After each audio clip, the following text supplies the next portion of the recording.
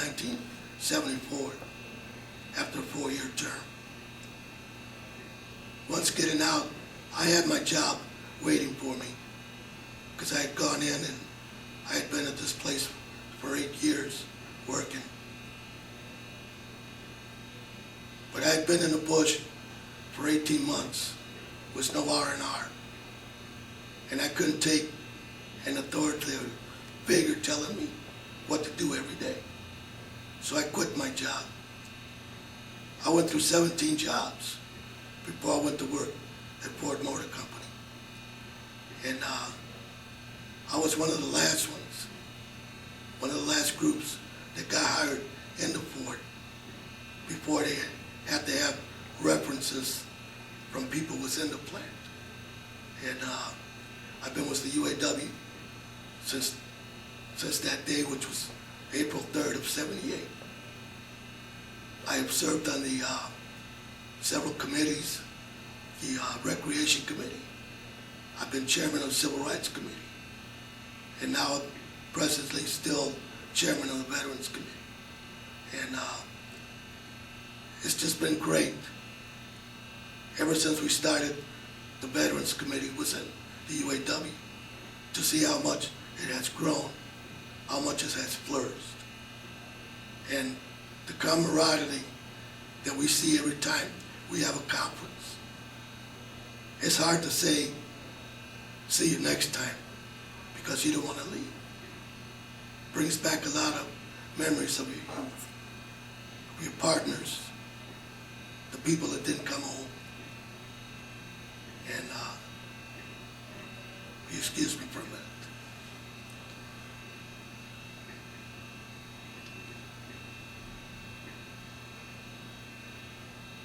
I just thank God that our UAW leaders were able and willing to help us start this organization within our international union. We are nationwide now. And we support not just our veterans in the workforce, but veterans in the community. We help at vet centers. We help at the veterans' homes. We help any veteran that needs a hand. We have stand-downs. We have vet days. And it's just fantastic, the response that we've gotten, not just from our locals and our fellow employees, but from within the community. Thank you. My name's Ed Van Lennep. I'm a U.S. Army veteran. I entered the service in May of 1968. I served in Vietnam from October 68 to October 69. I was assigned to Markel Division in an infantry company. I was wounded my first time in May of 1969. I was wounded the second time in August of 1969. Upon getting out of the service and that, I went for, I'd say 12 years, and I put in for compensation. Immediately I was denied from the Veterans Administration, and it started on a 4.5-year battle. After 4.5 years, I was granted 30% compensation for the wounds I received in action, and because of what I went through, the hassle I went through, and what the VA did to me, I learned the legal system, and I started working with veterans out of our own home local, helping them, assisting them in filing for claims of compensation. At that time, we didn't even have a Veterans Committee. What we had was a Community Service Committee I was on, and shortly afterwards we had the meeting underneath the oak tree that everybody talks about. And when we got going with this, as we could see what we have today. When we originally started, we had meetings. Our first meeting in Iowa was in Marshalltown, and that was in May of 1988, and we elected temporary officers. After that, November of '88, we had the meeting here in Ottawa, where we elected the first permanent officers for the Region 4, where I was elected state chairman for Iowa, and also I had a coin toss with Les Baskey, the chairman of Illinois, and we flipped a coin for who was going to be the regional chairman. I lost, I was the vice chairman. Since then, I've been involved with the veterans. I've been working out of locals. We've come a long way, I'll just say that. Shortly after becoming the vice chairman of the region, as we saw the group growing, it became more of a family. In fact, we came to Ottawa here and it was like a family reunion. In October of 1992, I brought my wife, presently my wife, and we were married in front of this group. The group stood up for us. It started out, I would say, is more of a joke. I was approached and asked when I'm going to get married, and I told them, I'll tell you what, at the conference, you bring in the minister, you have organ music, and you provide the meal afterwards, a steak fry, and I'll get married.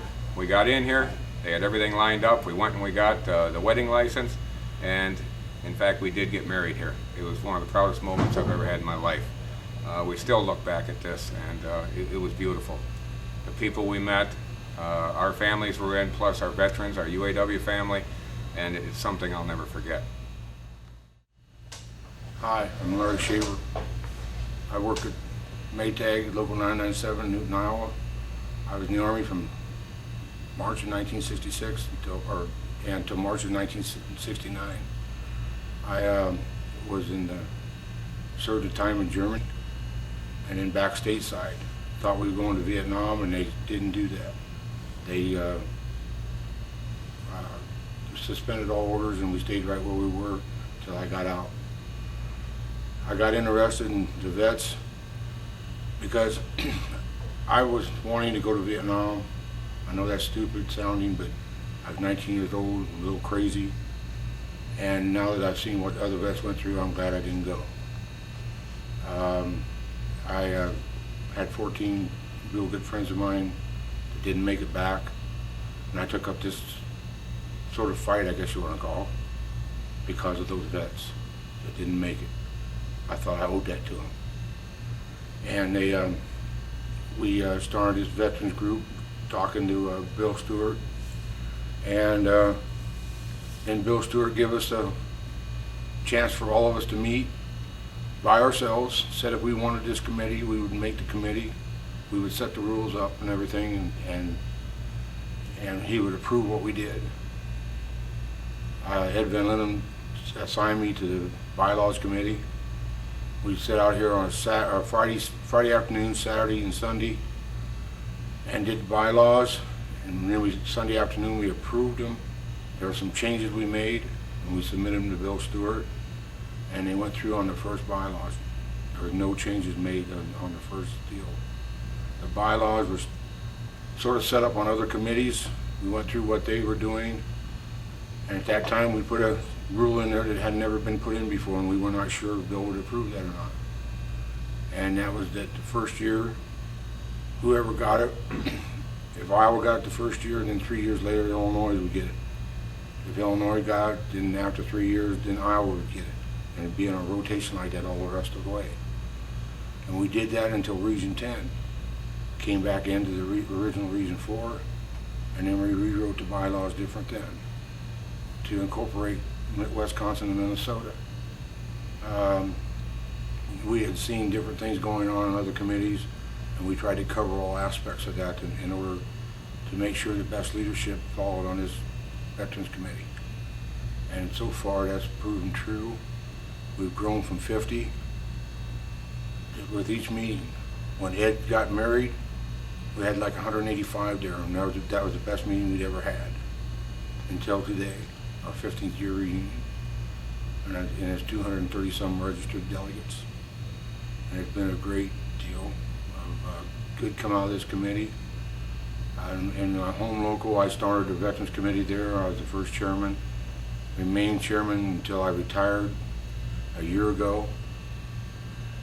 And as my veterans retired, then my committee got smaller and smaller. The young guys were like we were when we first got out. We didn't want anything to do with any kind of official organizations. And right now our Veterans Committee is mostly a paper organization where we do donations to different things and stuff to our veterans' assets. And we've got different programs going on and different things, fundraisers that we've done. I'm retired, like I said, and I try to keep things going as much as I can. Thank God I was a chief plant rep before I left, and a lot of people knew me, and a lot of workers, and they still support a lot of things I do, and I appreciate that. Hi, I'm John Kelly. I joined the Army in November of '64, and I did 3 years, '64 to '67. I was stateside, Sam Houston, Texas Medical School. Went to Germany, covered the 24th Infantry in Germany. They needed medics in Vietnam in December of '66. I left Germany, hit Nam in January of '67. No, January of '66. And was with 542nd Medical Company till January of '67. I got out of there. Left from Cameron Bay, back to Seattle, Tacoma, and a couple more months and out. Okay, after I got out of the service, I've always lived in Berwyn, Illinois, right outside of Chicago. So that's where I came back to. Well, I had gotten married a couple months before I got out of the service. Stayed there doing that for about 25 years, had 2 kids who are grown now, and moved on from that marriage to a beautiful wife and wonderful woman that I got now, Meredith, which made everything worthwhile.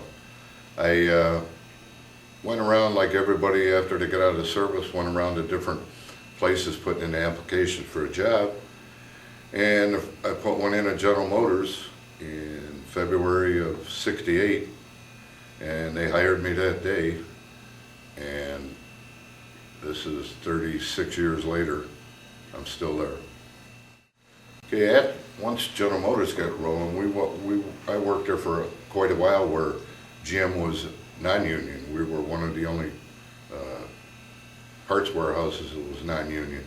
We finally got the vote in the UAW in 1979. Once we were in and it was established, I was doing veterans things then, and that's when UAW decided they wanted to establish something as a veterans committee. So at that time, I guess it was an appointed position, so the president appointed me as chairman of the Veterans Committee to start with. I've done that since day one. I've been an alternate committeeman, and for the last 15 years I've been the Sergeant at Arms. So being on the executive board makes it easy to get voted to go to Black Lake and Ottawa, whatever needs to be done. 36 years I've been at GM, and like I say, 15 years coming up now with UAW and the Veterans Committee. I've been to Black Lake probably 7 times, representing our local and everything. I've been to Ottawa. I've never missed a conference in 15 years. And in those 15 years, originally we used to go state to state. And we'd go to Iowa twice a year, we'd go to Wisconsin, we'd go different places twice a year. That was under first chairman, first director. And under Paul Corman, he sort of tied us down to doing our 2 conferences in Ottawa because to put the center to use. So it worked out all right for me because I live right outside Chicago. It's only an hour away. But I was there for the very first conference after some of the other guys got together after a civil rights conference and got things started. And at the first conference, I remember the night before talking with a bunch of the guys that something just wasn't right about the first conference. And it had to do with the POW flag.